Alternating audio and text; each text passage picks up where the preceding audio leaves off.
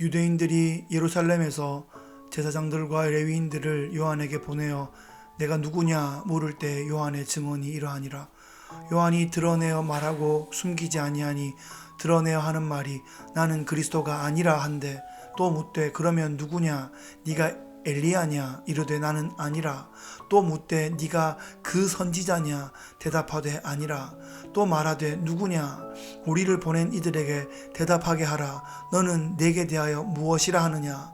이르되 나는 선지자 이사야의 말과 같이 주의 길을 곧게 하라고 광야에서 외치는 자의 소리로라 하니라. 그들은 바리새인들이 보낸 자라.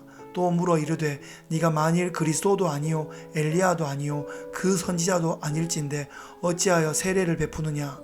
요한이 대답하되 나는 물로 세례를 베풀거니와 너희 가운데 너희가 알지 못하는 한 사람이 있었으니 곧 내 뒤에 오시는 그이라. 나는 그의 신발끈을 풀기도 감당하지 못하겠노라 하더라. 이 일은 요한이 세례 베풀던 곳 요단강 건너편 베다니에서 일어난 일이니라. 때는 바야흐로 말라기 시대 이후 400여 년이 흘러가는 중이었습니다. 말라기 이후 이스라엘에는 선지자가 없었고 하나님의 예언의 말씀을 선포하는 자도 없었습니다. 후세에 이를 침묵기라고 불렀던 그런 시기였습니다. 이스라엘은 헬라 제국 이후에 분열되었던 셀루커스 왕조와 프톨레미 왕조 사이에 공방으로 인해서 많은 고초를 겪었고 마카비 혁명으로 자치정부를 운영하기도 했지만 지금은 로마 제국의 통치하에 있습니다. 다윗의 후손으로 오실 메시아를 간절히 백성들이 고대하고 있었습니다. 그런 와중에 광야에서 요한이라 이름한 선지자가 나타나서 백성들에게 강력한 임팩트를 끼치고 있는 중이었습니다.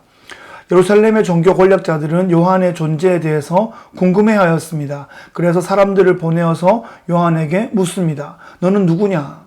요한은 나는 그리스도가 아니다 이렇게 분명히 말합니다. 엘리야도 아니고 그 선지자도 아니다 라고 말합니다. 종교 권력자들이 알고 싶었던 것은 요한이 과연 자신들의 권력 유지에 큰 위협을 줄 인물인가 하는 것을 알아보는 데 있었을 것입니다. 요한은 그저 물어보는 모든 질문에 대해서 아니다, 아니다 라고만 말했습니다. 그랬더니 너는 스스로 무엇이라고 말하느냐 라고 요한의 자기 정체성에 대해서 물어봅니다. 요한은 선지자 이사야의 예언을 인용합니다. 이사야가 주의 길을 곧게 하라고 광야에서 외치는 자의 소리가 있을 것이다 라고 예언한 바로 그 광야에서 외치는 자의 소리가 바로 나다 라고 말한 것입니다. 요한은 실제로 유대 광야에 있습니다. 유대 광야는 예루살렘에서 그 오른편에 있는 그 사해, 그 사이에 있는 광야 지대를 말합니다. 구약 시대로부터 다윗과 엘리야가 광야에서 영성 수련을 했던 바로 그 장소입니다. 요한은 바로 그 광야에서 메시아께서 오실 길을 예비하고 있습니다. 메시아는 어떤 길로 오시는가? 사람의 마음 길로 오시는 것입니다. 요한은 사람들을 회개의 자리로 이끌어서 메시아를 받아들일 그 마음길을 예비하고 있었던 것입니다. 요한이 사람들의 마음을 준비하는 그 방법은 요단강에서 물 세례를 베푸는 것입니다. 그때는 성령이 오시기 전이었기 때문에 물은 성령을 의미하는 것이 아니라 제사 때 물을 사용하는 것처럼 마음을 정결하게 하고 회개한다라는 의미일 것입니다. 요한이 세례를 베풀었던 그 베다니는 예수님의 친구 나사로의 가족이 살던 그 베다니가 아니라 요단강 건너편 작은 마을에 같은 이름을 가진 그런 베다니가 있었습니다. 그러니까 요한이 북쪽 요단강이 아니라 남쪽 여리고 앞쪽에 있는 그 남쪽 요단강에서 사역을 했던 것이고 바로 그 가까이에 유대 광야가 있는 것이죠. 그래서 광야에서 외치는 자의 소리처럼 그렇게 외쳐서 사람들에게 그 천국 복음을 증거하고 메시아의 오실 길에 대해서 예언한 다음에 그 사람들을 그대로 그 가까운 요단강 나루터로 이끌어가서 그곳에서 물세례를 베풀었던 것입니다. 참 이상하게 그 유대 광야에서 외치고 요단강에서 세례를 주었는데 요한이 사역했던 대부분의 사역의 대상은 갈릴리 사람들이었습니다. 어떻게 그럴 수 있었을까요?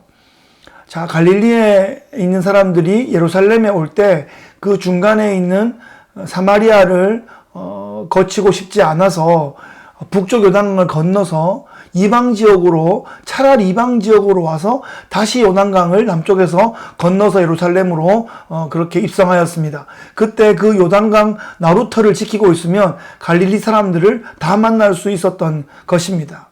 네, 그때 그곳에서 요한이 사역을 하여서 사람들의 마음길을 준비시켜 놓았던 바로 그 사람들을 예수님께서 갈릴리에서 대부분의 예수님의 사역의 대상으로 삼으셨던 것입니다.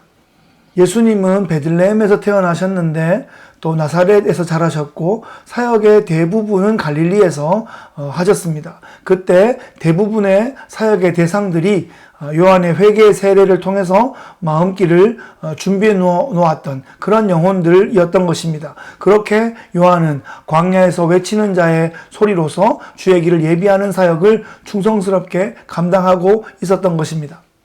나는 어떤 일에 부름받아 섬기고 있는지 자기 정체성을 오늘 다시 한번 점검하면 좋겠습니다.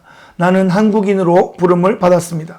미국에 살고 있기에 한인 디아스포라를 위해서 부름을 받았습니다.